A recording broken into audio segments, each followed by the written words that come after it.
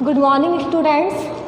आज के video lecture में हम 2 चैप्टर्स एक साथ रिवाइज करेंगे। एक तो है आपका the making of a scientist और दूसरा है द नेकलेस। तो आप ऑलरेडी पढ़ चुके हैं। The making of a scientist किसकी स्टोरी है? रिचर्ड ई ब्राइट की। किसकी है? रिचर्ड ई ब्राइट की, जिसने बटरफ्लाइज के फील्ड में डिस्कवरी की, जूलॉजी में।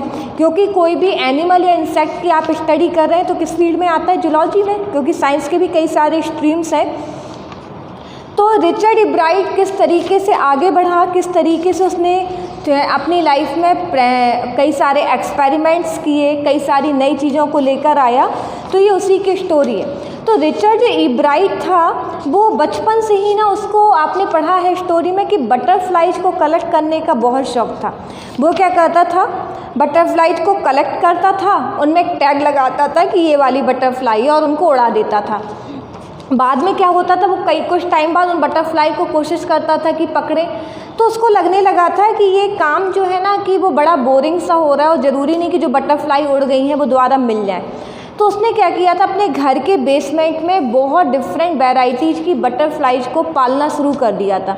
तो वो उनका लाइफ का साइकिल देखता था कि इस तरीके से बटरफ्लाई बड़ी हो रही हैं, इस तरीके से उड़ना सीख रही हैं। तो वो उनको काफ़ी उस पर वो रिसर्च अपनी कंटिन्यू रखे रहता था। तो उसने क्या हुआ है कि एक बार एक साइंस फेयर था, वहाँ पर उसने पार्टिसिपेट किया। जैसे अभी भी होते हैं कई सारे, आपने देखा होगा प्रोजेक्ट वगैरह बनाए जाते हैं, साइंस की एग्जीबिशंस होती हैं, तो पहले भी साइंस के फेयर हुआ करते थे। तो जब उसने अपनी थ्योरी वहाँ पर रखी, तो वो वहाँ पर जाकर उसको समझ में आया कि रियल साइंस क्या होती है। मतलब रियल साइंस का मतलब कोई इन्वेंशन करना होता है, कोई डिस्कवरी को करना होता है। तो रिचर्ड था ना, वो बचपन से ही काफ़ी इंटेलिजेंट था, और उसके वर्क में सबसे ज़्यादा उसका सपोर्ट था उसकी मदर का। उसकी मदर उसको बहुत ज़्यादा सपोर्ट करती थी, मोटिवेट करती थी। इवन उनको पता था कि इसको बटरफ्लाइज में बहुत ज़्यादा इंटरेस्ट है, तो उसको उसकी मदर ने टेलीस्कोप भी दिया था, साथ में माइक्रोस्कोप भी दिया था, कैमरा दिए थे, माउंटिंग मटेरियल दिए थे, और भी सामान दिए थे। तो मीन्स क्या कि रिचर्ड ई ब्राइट की मदर ने कैसे इसको सपोर्ट किया, तो उसको ज़रूरत का सामान दिए, साथ में वो उसको अलग अलग जगह पर ट्रिप पर भी लेकर जाती थी। उसके बाद क्या होता है कि अब रिचर्ड ई ब्राइट को काफ़ी टाइम हो जाता है बटरफ्लाइज कलेक्ट करते करते, उसने कई सारा कलेक्शन कर लिया था। अब उसको लग रहा था कि इस फील्ड में आगे वर्क करने को कुछ नहीं है, क्योंकि उसने बटरफ्लाई कलेक्ट कर ली है, कई सारी स्पेसीज को वो जानने लगा था। लेकिन उसकी लाइफ में चेंज जब आया, जब उसकी मदर ने उसको एक चिल्ड्रन बुक दी थी, जो बच्चों की बुक थी। उस बुक का नाम था, बहुत ही इंपॉर्टेंट है, द ट्रैवल्स ऑफ मोनार्क 10। क्या नाम था बुक का? The travels of monarch 10। ये मोनार्क 10 क्या है? ये बटरफ्लाई का नाम है। दरअसल इसने क्या बताया गया था बुक में कि एक बटरफ्लाई की स्पेसीज थी मोनार्क 10, और वो कहाँ पर चली गई थी? सेंट्रल अमेरिका चली गई थी। तो जैसे उसने बुक को पढ़ा कि मोनार्क 10 की नाम की जो बटरफ्लाई की स्पेसीज है वो सेंट्रल अमेरिका चली गई, तो उसको लगा उसके सामने तो पूरा वर्ल्ड ओपन हो गया। मतलब अभी उसके पहले उसको क्या लग रहा था कि अब कुछ करने को ही नहीं बचा, लेकिन जब उसने बुक को पढ़ा तो उसको लगता है कि लो, अब तो पूरा वर्ल्ड ओपन हो गया है बटरफ्लाइज के फील्ड का। तो धीरे धीरे क्या करता है, एक बहुत बड़े रिसर्चर होते हैं इसी फील्ड में, फ्रेडरिक यूगर्ट। तो वो उनको लेटर लिखता है और उनको पूछता है कि उसको क्या करना चाहिए। तो फ्रेडरिक यूगर्ट उसको कई सारे सजेशन देते हैं। वो कहते हैं कि ठीक है, तुम और बटरफ्लाई पर रिसर्च करते जाओ। तो वो क्या करता है, एक बटरफ्लाई होती है मोनार्क प्यूपा, उसको पालता है, फिर उसके लाइफ का साइकिल देता है, अंडे देने से लेके बटरफ्लाई बनना, उड़ना। तो इस तरीके से वो एक रिसर्च करता है। उसके बाद उसको लगता है कि अब ये बहुत बोरिंग काम हो रहा है, उसको उसमें इंटरेस्ट नहीं आता है। फिर दूसरे वो क्या करता है, फिर एक नई रिसर्च लेकर आता है। तो दरअसल उस टाइम पर 2 बटरफ्लाई थी, एक थी मोनार्क बटरफ्लाई और एक थी वायसराय। मोनार्क जो इसमें था बुक में, तो मोनार्क और वायसराय बटरफ्लाई एक जैसी लगती थी। तो उसने फिर से एक रिसर्च की कि क्या कारण है कि जो मोनार्क बटरफ्लाई है उनमें एक वायरस वाली बीमारी हो रही है, कैसे वो ख़त्म हो रही है। ये उसकी रिसर्च को जब उसने साइंस फेयर में लगा तो उसको प्राइज़ मिला। फिर उसने एक और रिसर्च की। दरअसल एक प्यूपा नाम की बटरफ्लाई होती थी, उसकी बॉडी पर 10 छोटे छोटे गोल्डन स्पॉट होते थे। तो पहले क्या सबका ये मानना था ये गोल्डन स्पॉट क्यों होते हैं बटरफ्लाई में, आपने देखा होगा ना किसी बटरफ्लाई में ब्लैक स्पॉट होते हैं गोल गोल, तो सब लोगों का क्या कहना था ये गोल्डन स्पॉट इसलिए ब्यूटिफिकेशन के लिए कि वो बटरफ्लाई सुंदर लगे। लेकिन रिचर्ड इब्राइट उनकी बातों से सेटिस्फाई नहीं था, उसने कहा कि नहीं ये ब्यूटिफिकेशन नहीं, इसका कोई और रीज़न है। तो वो रिसर्च करता है और देखता है जो गोल्डन स्पॉट थे बटरफ्लाई की बॉडी पर उससे एक हार्मोन प्रोड्यूस हो रहा था जो बटरफ्लाई के लिए नेसेसरी था। जब वो और आगे स्टैंडर्ड में पहुंचा तो वो उन हार्मोन का डीएनए भी लेता है और वो इस तरीके से आगे रिसर्च करता है और उसकी रिसर्च को कई सारे प्राइज मिलते हैं। तो जब वो बहुत आगे पहुंच गया तो लोगों ने ये कहा कि आप इतने आगे पहुंच गए हैं तो आखिर एक अच्छे साइंटिस्ट बनने की क्या क्वालिटी है। तो उसने क्या कहा था, अच्छा साइंटिस्ट बनने के लिए क्या होना चाहिए, माइंड बहुत अच्छा होना चाहिए, दूसरी क्यूरियोसिटी बहुत अच्छी होनी चाहिए। मतलब जब तक आप ये जानने की कोशिश नहीं करेंगे कि ऐसा क्यों है कैसे है तब तक आप आगे नहीं बढ़ेंगे। और तीसरी क्वालिटी क्या होनी चाहिए कि आप जब भी जीतना चाहें तो सही रीज़न पर जीतना चाहें, गलत बात पर नहीं। तो ये उसने कहा कि एक साइंटिस्ट बनने की बहुत बड़ी क्वालिटी है। तो ये केवल जो चैप्टर था ना वो कोई स्टोरी नहीं है, वो बायोग्राफिकल स्केच था रिचर्ड इब्राइट की लाइफ स्टोरी का। अब इसमें मेन क्वेश्चन क्या बन सकते हैं कि what was the main interest of Richard Ebright, क्या इंटरेस्ट था। तो his main interest was collecting the butterflies. ठीक, नेक्स्ट का हो सकता है क्वेश्चन कि who motivate him in his research work. तो कौन करता था, हिज मदर। क्या देती थी उसकी mother, his mother provided him microscope, telescope, mounting materials and other thing. और ये भी बहुत इंपॉर्टेंट क्वेश्चन है, by which book he was inspire, which book open the new door of discovery. तो कौन सी बुक थी, द ट्रैवल ऑफ मोनार्क 10। या what are the basic qualities of a good researcher according to Ebright. उसने कौन कौन सी quality बताई थी, तो first rate mind, second curiosity and third to win for right reasons. तो ये सारी 3 क्वालिटी थी। ये भी हो सकता है क्वेश्चन कि what did Richard Ebright feel when he participated in the science fair for the first time. जब उसने पार्टिसिपेट किया तो उसने क्या फील किया, तो he knew what the real science is. वहाँ जाकर उसको क्या पता चला कि रियल साइंस क्या होती है। तो इस तरीके से आपके क्वेश्चन बन सकते हैं। अब जो नेक्स्ट चैप्टर है द नेकलेस, इसके राइटर आपको पता है गॉडी मोपासा।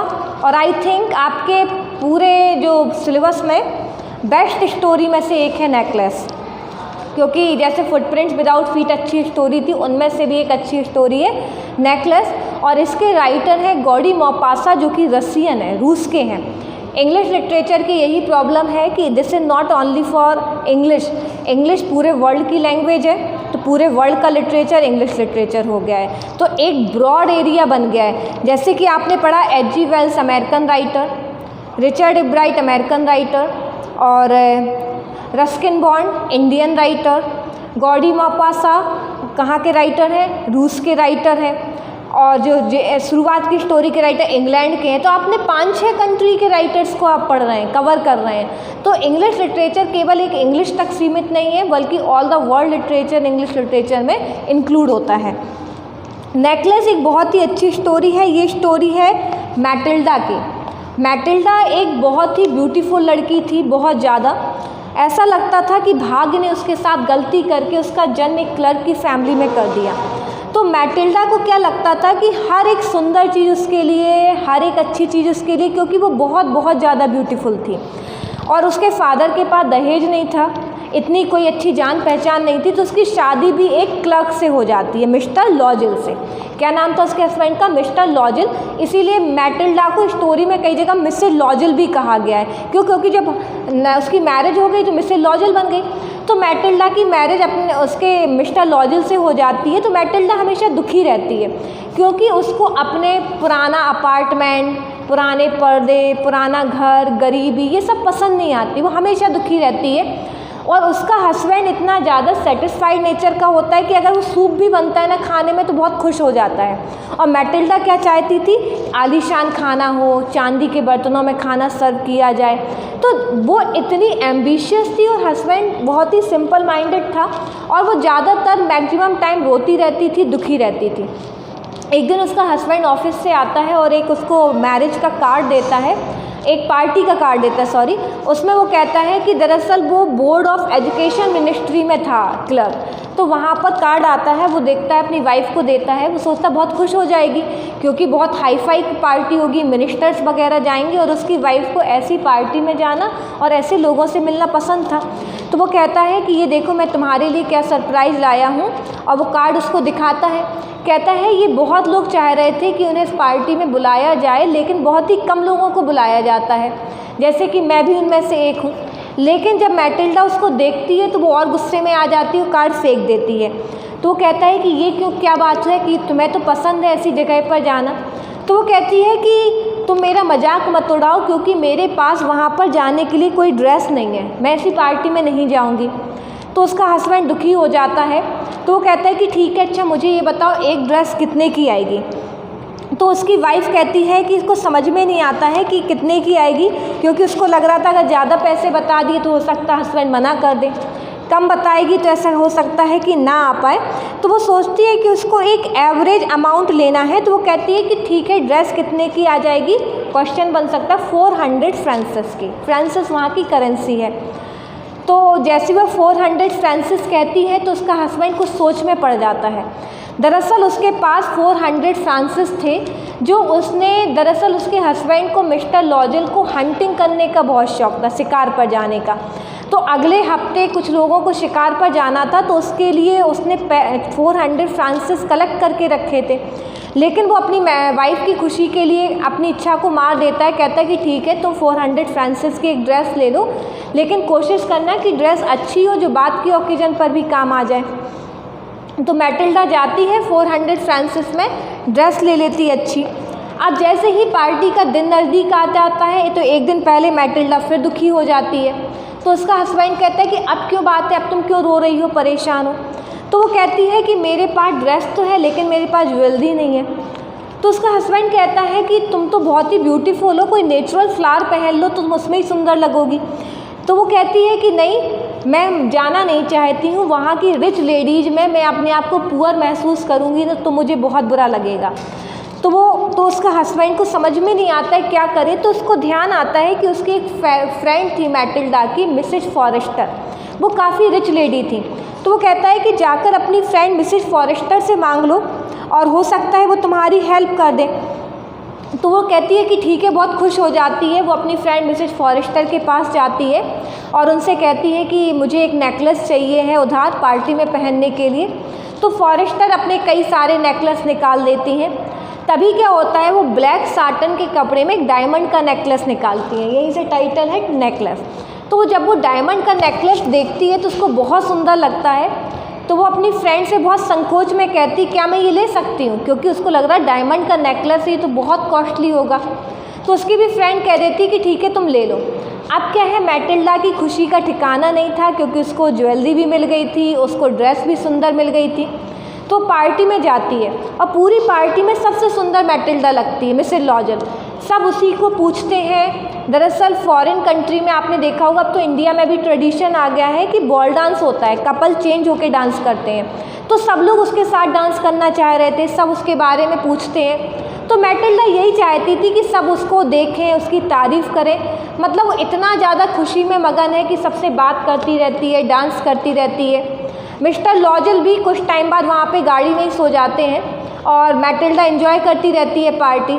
अब सुबह के 4 बज जाते हैं तो मैटिल्डा अपने हस्बैंड से कहती जल्दी चलो। तो वो कहता है कि आराम से चलती हूँ। तो वो कहती कि नहीं, सर्दी पड़ने लगी और मेरे पास सर्दी के लिए अच्छे कपड़े नहीं हैं सुंदर। तो वो अपना पुराना सा शॉल जल्दी से लपेट कर भागती है कि कोई उसको देख ना पाए, क्योंकि उसको अपनी गरीबी बताने में बहुत शर्मिंदगी महसूस होती थी।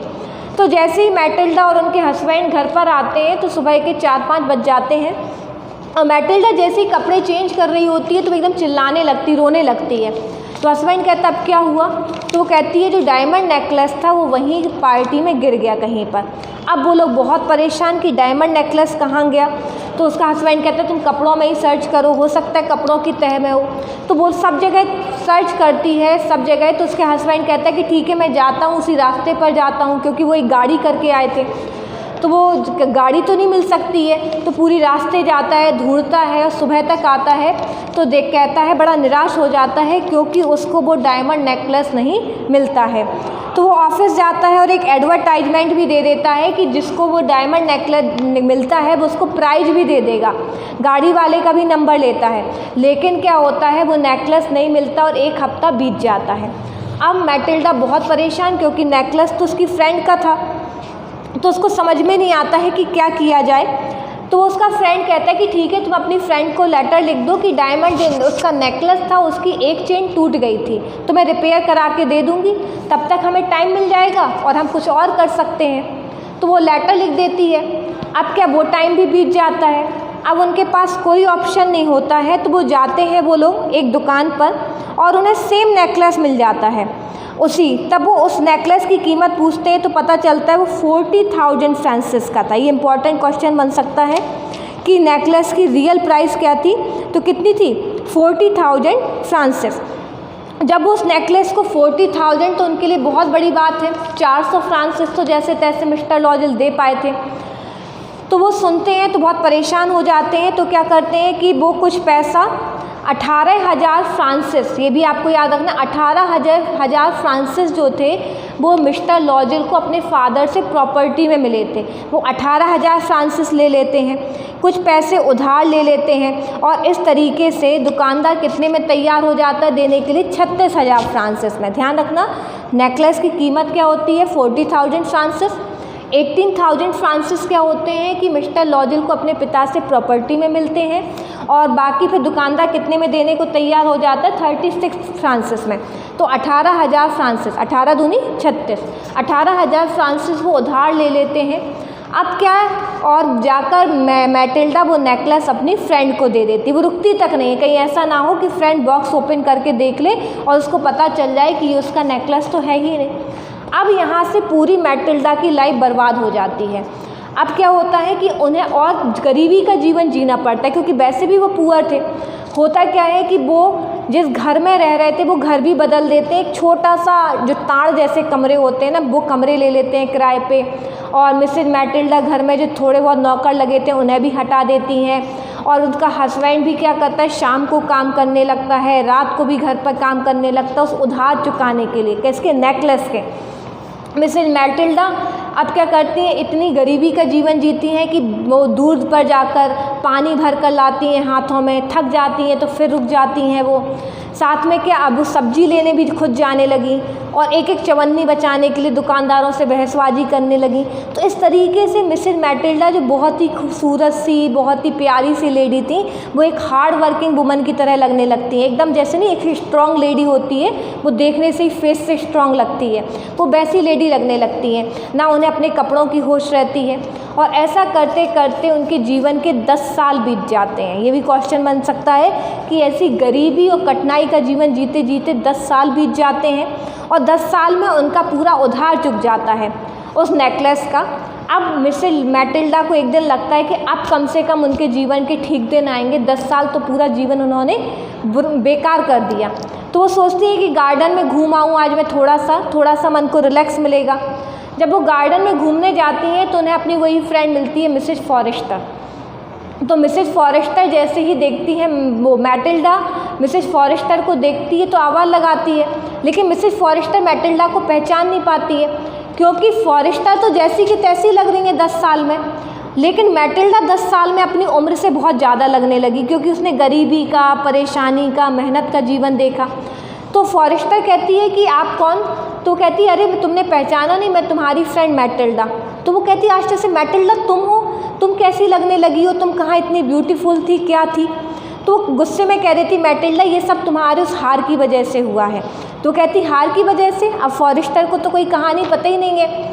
तो कहती क्या बात है? तो कहती है कि वो तुम्हारा जब मैंने हार ले लिया था डायमंड का नेकलेस, वो मुझसे चोरी हो गया था, तो मैंने 40,000 रुपये तुम्हें दिए, उसकी वजह से मेरी पूरा जीवन बर्बाद हो गया उस हार की वजह से। तो फॉरेस्टर आश्चर्य से कहती क्या तुमने मुझे नेकलेस लौटाया वो डायमंड का है? तो कहती हाँ। बोली तुमने मुझे पहले क्यों नहीं बताया, मेरा नेकलेस तो डुप्लीकेट था, केवल 500 फ्रांसिस का था। तो मीन्स क्या कि अगर मैटिल्डा पहले बता देती तो शायद उसके जीवन के 10 साल बेकार नहीं जाते। उन्होंने समझा डायमंड का, डुप्लीकेट नेकलेस के बदले डायमंड के देने के चक्कर में मैटिल्डा की पूरी लाइफ बर्बाद हो जाती है। तो ये आपका कंप्लीट होता है। ये बहुत बहुत अच्छी स्टोरी है। इसके बाद नेक्स्ट वीडियो लेक्चर में रिवाइज करेंगे हम।